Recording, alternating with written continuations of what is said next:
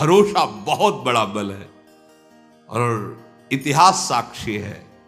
कैसा भी आज तक कोई हो प्रभु की शरण में जो हुआ उसकी दुर्गति नहीं हुई, नहीं।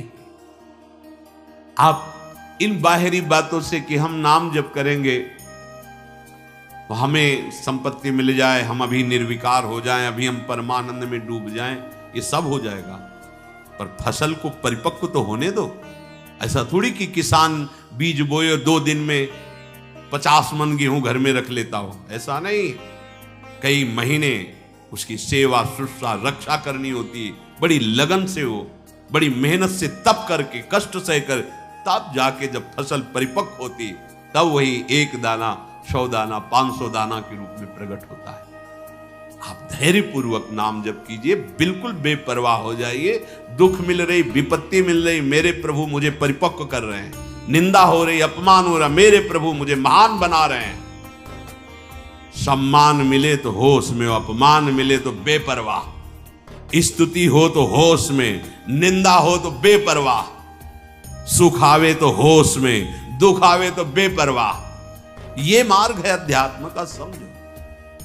यहां सुख आता है तो बेपरवाह, दुख आता है तो बेहोश, बेहोश। बहुत सावधानी। जब हमें रसिकों की कृपा मिली है तो इसमें अब थोड़ा सावधान हो जाइए, मनमानी करना बंद कर दीजिए। हम तो देखते हैं कि अवहेलना करने वाले जन तिलक लगाने में भी असमर्थ हो गए। रज माथे पे रखना, जो रज शिव सनकादिक याचत, वो उनको चुभने लगी। पाउडर लगाए, वो क्या, वो चिकना चिकना, ये रज, ये देखो अपराध, देखो अपराध का फल। जहां रज के स्पर्श से रजोगुण का नाश करके भगवत प्रेम प्रदान करने में समर्थ है ये रज। यो ब्रह्म रुद्र शुक नारद भीष्म मुख्यई रालक्षितो न सहसा पुरुषस्य तस्य सद्यो वशीकरण चूर्ण मनंत शक्ति।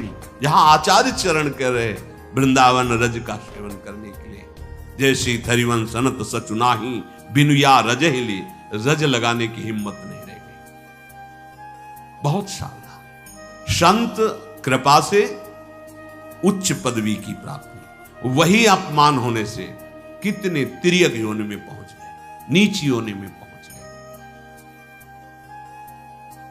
शल्य जी युधिष्ठिर से कहते हैं, पत्नी सहित इंद्र को भी कई बार दुख उठाना पड़ा है, इसलिए आप इतना दुखी न हो कि आपको अपने भाइयों सहित, द्रौपदी सहित बहुत कष्ट उठाने पड़ रहे हैं। जैसे इंद्र ने वृत्तासुर को मारकर अपना राज्य प्राप्ति किया, इसी प्रकार तुम इन अधर्मियों का विनाश करोगे।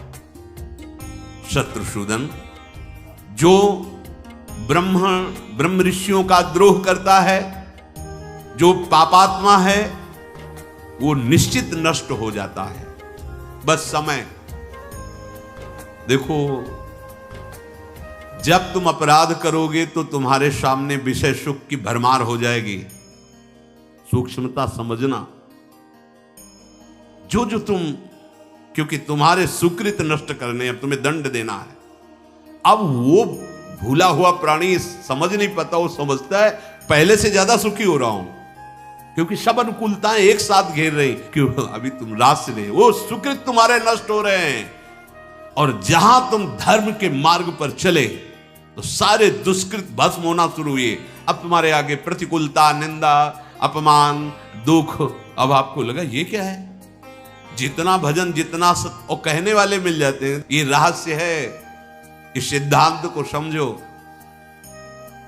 जो दुराचारी है, जो ब्रह्म ऋषियों से द्रोह करने वाला है, वो पापात्मा नष्ट हो जाता है, जैसे अगस्त जी के शाप से नहुष नष्ट हो गए।